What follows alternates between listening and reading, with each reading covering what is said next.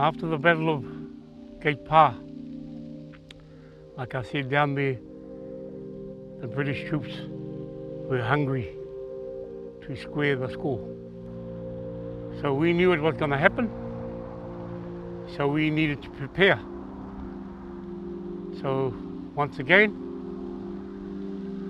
all the tribes came together and met at a settlement at Waimapu, on the other side of the Waimapu River. Where are we going to fight this fight? So once again, they had all the discussions. The first place was here. And Tareha said, we come here. And he gave his reasons. But the rest of the chiefs, not all, some started to renege and says, I don't like the place. I'll help you dig, but I'm not going to fight there with my people.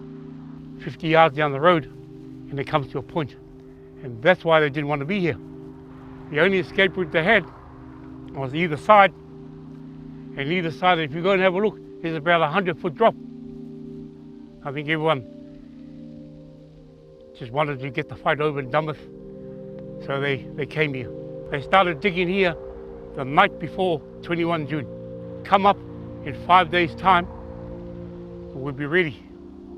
Well, they came up on the third day and caught us still digging. A karere went into Te Papa, said to Greer, who was the new chief in command, Kaua tatari e tutu te pungarehu. What he was saying is hit them now before the ashes harden. And we all know if we light a fire and rain gets on it and it starts to get hard, it's hard to unpack, it's hard to break through. So the British learnt about that, about the trenches. They knew that they couldn't let us dig in because it's hard to get them out. So they set up their gun about 600 yards out, 600 to 700 yards out. They had 500 men there, so they sat and waited. They could see the trenches, they could see them above the trenches, so they hadn't dug in. So he didn't like what he saw, Greer. He saw too many people here. Women and children were here. So he sent his some of his men back to Te Papa and told them to bring up another 300 men and another gun, because he was uneasy. He didn't know the numbers here. And then as he waited and waited, the dirt was black as it was being thrown out. Then they started to change color to the brown. And then he realized that they were getting too deep. So he said to his men, we better attack. So they started to attack. So the first shots came over from the big gun. Then Greer says, take the Pa. So they started to march on the Pa. As our men are looking back out that way, we have 140 here. That was including the women and the children. They left, and left around about 100 here. So the British troops started walking forward, and they started to shoot. Our men here stood up out of the trenches, and about 30, 40 yards out, it's reported by them, and we didn't know this, they stood up and they started to walk out. Because we had no guns here, eh? We had no guns here. The whole 100 stand up out of these trenches. There was only to my hip. They stood up and they started to walk. And they walked forward on the British troops. The British troops got so close, they were shooting everyone, they were dropping. Then they dropped their guns. One of the British troops says to him, you could tell we were an overwhelming force. Why didn't you stop? And this is what he says, me matea hau mo te whenua. And he died. There would have been about 10 that was just strong enough to take back down to their hospital they had down Te Papa. But otherwise, they had all died.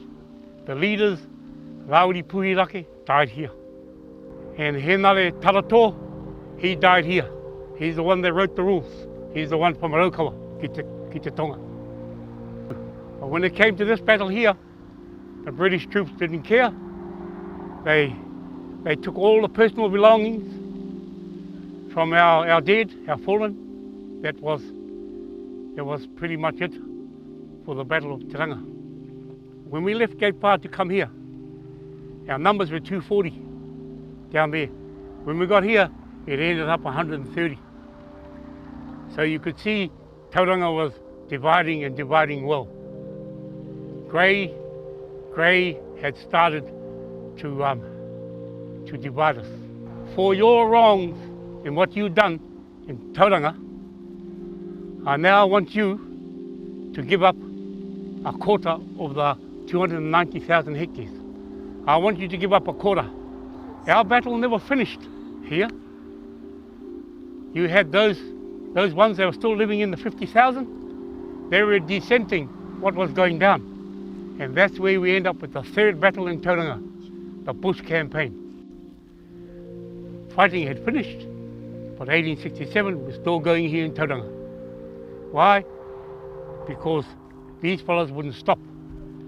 They kept on chasing the surveyors, they kept on killing the surveyors, and that's why Gilbert Mayer hired 200 of the local militia, 200 of his the British forces, and another 200 of the Te Flying Squad, and 20 from Ngaitangi.